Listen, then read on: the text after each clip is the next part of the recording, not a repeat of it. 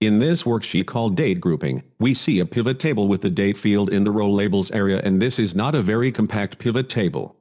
There are no restrictions on how big a pivot table might be, but this is not much of a summary here.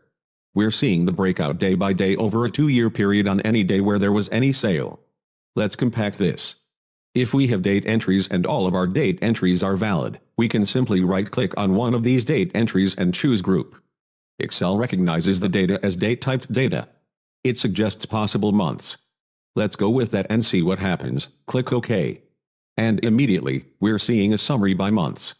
Now, remember this is a 2-year period, so this might not be quite what we're aiming for, and yet you can see pretty quickly how this summary is practically instantaneous. We've got totals by month covering a 2-year period across the different regions here. Let's right-click on one of the months here, choose Group again. Earlier when we saw this list we could have grouped by quarter and years as well. You simply click on the additional fields you might need. So, we might choose any 2 of these or all 3 of them or just one of them. Recognize also that if we were looking at time data, we might want to group it by hours of the day, but let's take a look at months, quarters, years as we click OK. Now, we see a nice breakout here by year, and quarters, and month. Now, the word date here is a little bit off. These are months, so let's change that, and you can do this within pivot tables. Let's just call that month, much better. And you might or might not have noticed that in the pivot table field list we see the word month. Now, the source data still does not contain a column with the word month, but we see that here as we work with the pivot table. Now, scrolling up and down a little bit, this list is not that large. It's relatively compact.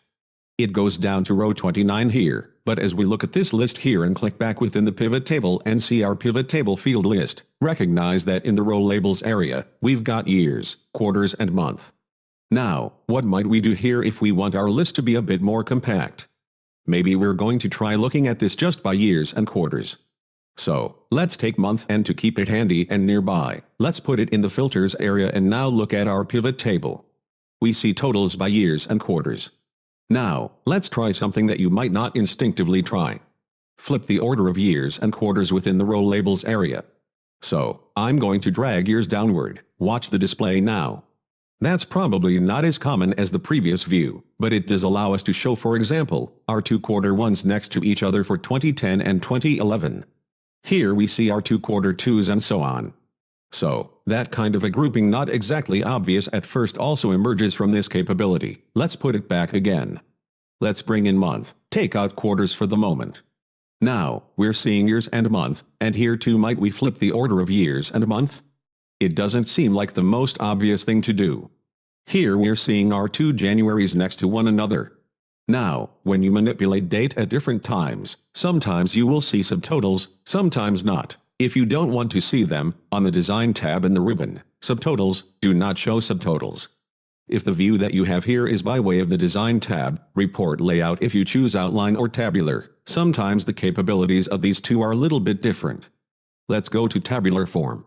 You might have seen a choice there under Subtotals, Show All Subtotals at bottom of group or at top of group. Now, on the example here, I chose top and yet they appear at the bottom. That's because on Report Layout, and you wouldn't know this until you tried it. Tabular Form doesn't recognize that choice, Outline does. So, I made the choice to put the subtotals above and they stayed below. How about Show in Outline Form now? Now, we see our subtotals above.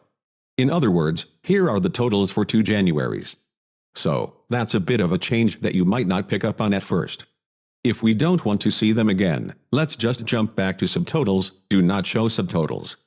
And now it's a simpler view. Experiment with these 2 choices too though and see the differences. Tabular will show grid lines as well and show the display this way. Now, there are a lot of possibilities for changing the way we group month, years and quarters, and so although we're not counting the number of possibilities here, just by simply moving these fields back and forth and in different ways, we can get a good quick view of what's happening based on time criteria here over years, months and quarters by using this grouping capability as we see it here. One other option that wouldn't be so obvious either, if we were for example here, to simply right-click one of the year entries and choose Group again and this time turn off these 3 groupings but instead group these by days. Now, that doesn't sound like it's what we want at first, particularly if we see number of days 1. But what if we change that to be 14? What we're now going to get is a 2-week grouping, and maybe it so happens that in your organization, you group your sales or you tabulate your sales on a 2-week basis. Let's see how this date looks grouped every 2 weeks. Now, a little bit of fine-tuning touch here. You might want to go to your calendar, and you probably would want this to start on a Monday or possibly a Sunday, so you might want to revisit that and start these on a different date. But you could quickly see we're talking about 14-day periods here. If this covers 2 years, we're about to see 50 rows or so here. So, that's another kind of grouping. If the data had been hours, we could group these by hours of the day to see which hours of the day provided the most sales as well. So, the ability to group information by date and time is a powerful tool when using pivot tables.